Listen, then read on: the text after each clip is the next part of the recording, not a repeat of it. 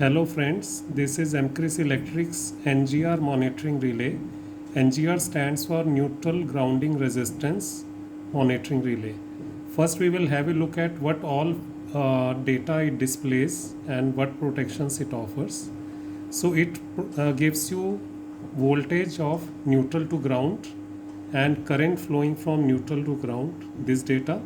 On the next page, it provides you impedance from neutral to ground. So like in this case, when there is no current flowing, it gives a message either neutral ground is open or CT connection is open. There is a third page also which tells you about the PT secondary voltage and the CT secondary current. We'll have a look at the connections. Connections are very simple. Auxiliary has to be supplied on the top left, two terminals. Next to this are PT secondary terminals. So one connection will come from PT and the other may be grounded, or if your PT has two output terminals, the second terminal can be connected here. This is the relay 1, relay 2. This is an external reset provided, which is a dry contact. So in case of fault, the relay can be reset from remote also. These two terminals just have to be shorted. These two terminals are the inputs from CT secondary. So these are the connections of the relay. We will have a look at the settings, how the settings can be done. So settings are simple. This is how you can enter the menu by pressing the left button. It asks for a password. Password is 1000. So by pressing these two buttons, one can reduce or increase a digit,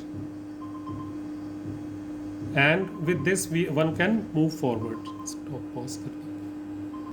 So using these two buttons, individual digit can be increased or decreased, and by this we can move forward. So default password is 1000. Once we enter the menu, there are a lot of settings which are needed for the programming of relay. These are provided.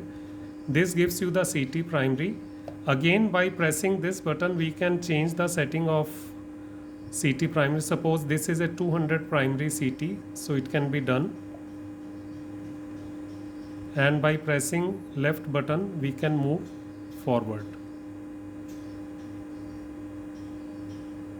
Then CT secondary setting can be done here, as has been shown. Next is PT primary, PT secondary. Then this is the voltage trip. Like what is the PT neutral ground voltage which comes above which the relay should trip. Similarly, this is the current trip, impedance trip, which is in the ohms. This is the trip time. Like if the fault persists for this much time, then the relay will trip. If the fault clears automatically before this, the relay will not trip. This is the start reset time. Suppose you have put the relay on self reset mode and the fault clears by itself. It will take 10 seconds to come back to healthy position. This time is again changeable. You can change time up to 120 seconds.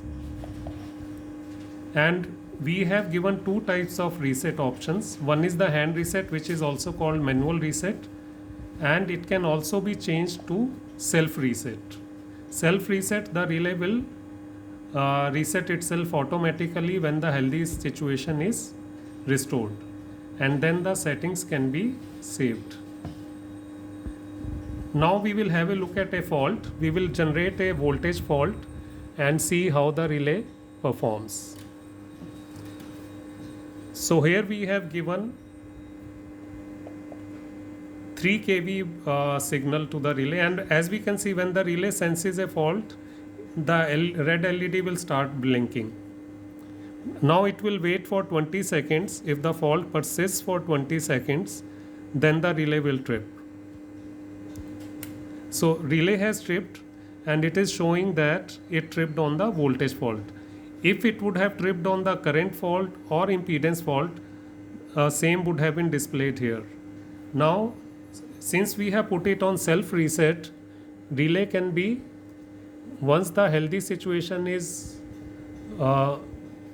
restored, the relay will reset itself. Like we have reduced the voltage, and after the reset time, the relay has reset itself. In case of manual reset, one would have pressed this button or the dry contacts at the back. Thank you.